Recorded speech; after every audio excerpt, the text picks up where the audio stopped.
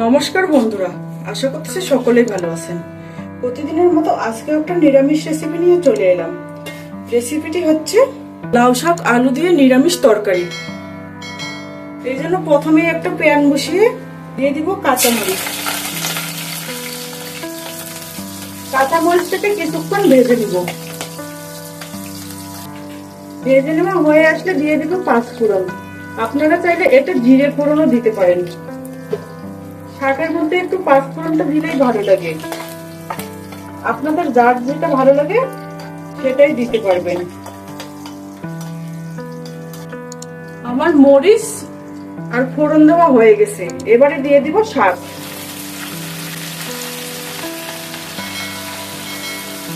এই রান্নায় আগে শাকটাই দিতে হয়।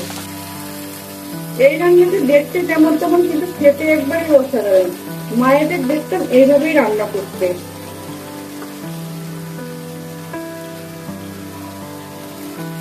এবারে শাকটাকে আমি কমিয়ে নিব। ফোড়নের সাথে শাকটাকে আমি ভেজে নিব।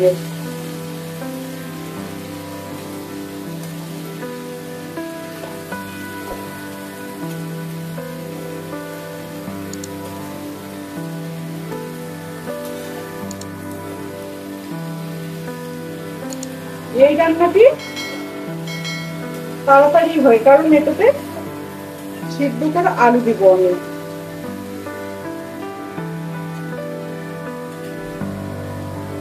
এবারে ঢেকে দিব।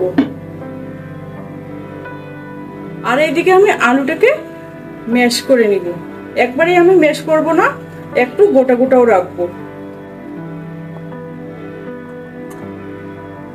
আপনারা চাইলে আলুর পরিমাণটা কম বেশি করিয়ে নিতে পারেন।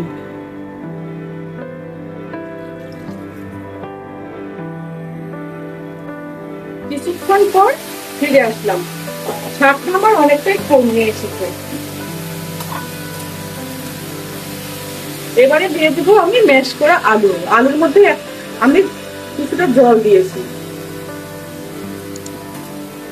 এবারে আলু সহ শাকটাকে নেড়ে দেব। এই রান্নায় আপনাদেরকে একটা টিপস দেখিয়ে দেব। আপনি যে কোনো ভাবেই লাভের ডোকা রান্না করেন না, এই যে একটা জিনিস দিলে এর স্বাদ বেড়ে যায়।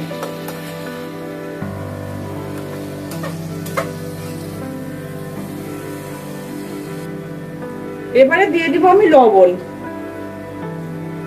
হলুদ গুঁড়ো,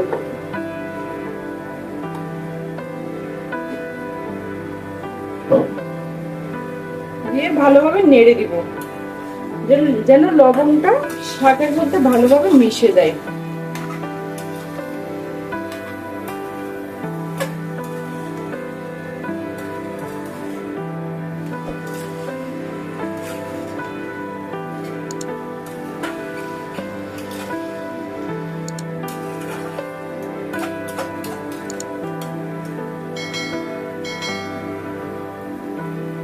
এবারে ঢেকে দিয়ে কয়েক মিনিট রান্না করে নিব।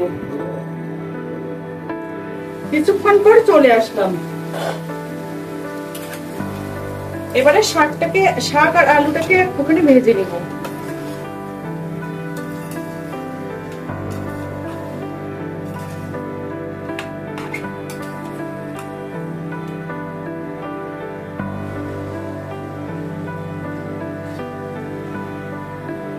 এবারে আমি এই টিপসটা দেখিয়ে দিব। এটা দিয়ে লাউয়ের ডোকা খেতে অনেক ভালো লাগে। এটা হচ্ছে গোলমরিচ গুঁড়ো।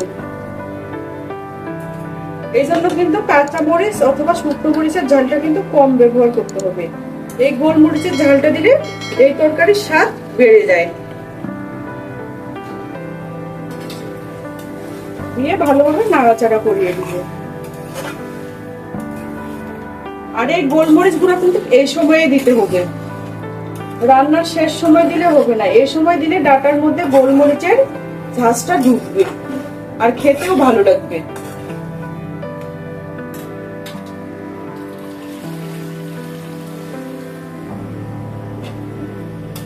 আমার ভেজে নেওয়া হয়ে গেছে।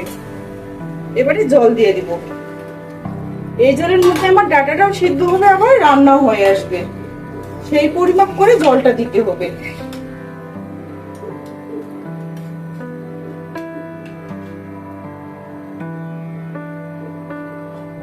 এবারে ঢেকে মিডিয়াম আছে 10 মিনিটের মতো রান্না করে নিব। 10 মিনিট পর ফিরে আসলাম। ডাটাগুলো আমার ভালো মতো সিদ্ধ হয়েছে আর তরকারির কালারটাও দেখেন অনেক সুন্দর হয়ে এসেছে। রেসিপিটি যদি ভালো লেগে থাকে একটা লাইক করবেন, চ্যানেলটিকে সাবস্ক্রাইব করে পাশেই থাকবেন, পাশে থাকা বেল আইকনটি বাজিয়ে দিবেন, পাশে থাকা বেল আইকনটি প্রেস করে দিবেন, সবার আগে নোটিফিকেশন আপনার কাছে চলে যাবে। রান্নাটি আমার হয়ে এসেছে। ভালো থাকবেন, সুস্থ থাকবেন। ধন্যবাদ।